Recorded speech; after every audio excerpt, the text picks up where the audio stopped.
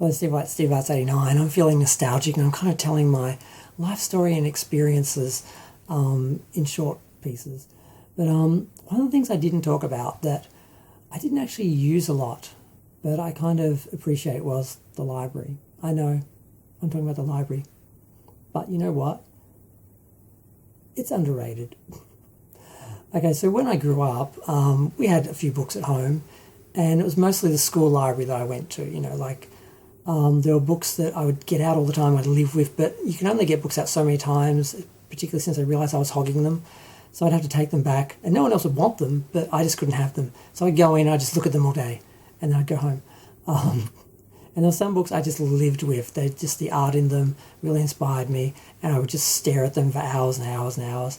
So I did love the library. I don't understand why my mum never encouraged me to go to the town library, because you sort of walk. I lived in a crescent, and at the end of that street, you crossed a road, and there was basically just like wooden area and about a block's length, and then there was like a YMCA and another sort of wooden area and a couple of churches, and then you're basically at the end of the main street. And at the end of the main street was the town hall, which had the library in it. So it wasn't a big walk, it was just across the thing and then down the main street.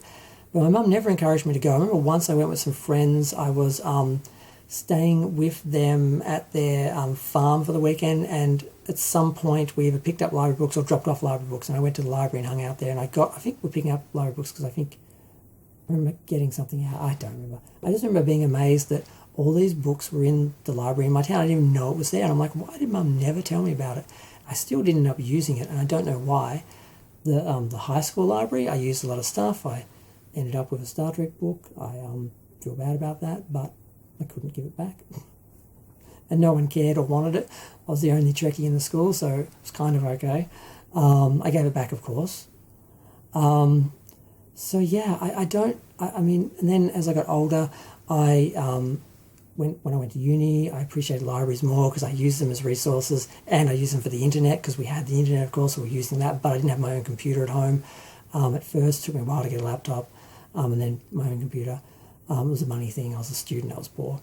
But I don't know why I didn't appreciate them that much. I thought I did because I used to look at a lot of books. I used to love looking at pictures and just reading biographies and finding out things and that.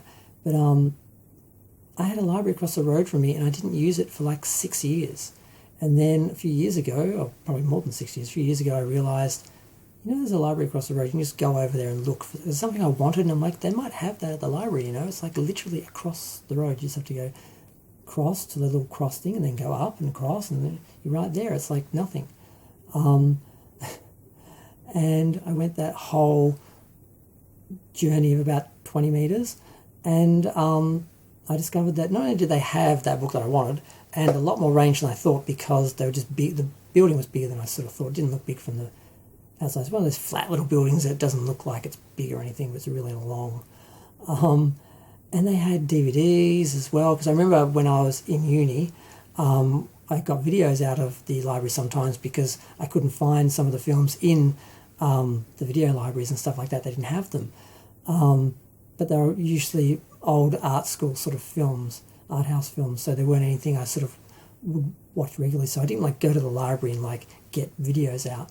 But later on, I did start doing that with DVDs. I sort of realised, I actually don't have to buy, The Watchmen to see if I actually like the show or not. I can actually just watch the DVD, just rent the DVD, borrow the DVD, and if I like it, I can buy the series. So that's a lot of what I do. It's kind of like previewing, because usually they were scratched or whatever, so they wouldn't always play or there'd be a problem. But at least you could watch a show and say, oh yeah, I like this, I'll buy this, and you buy it and watch it properly.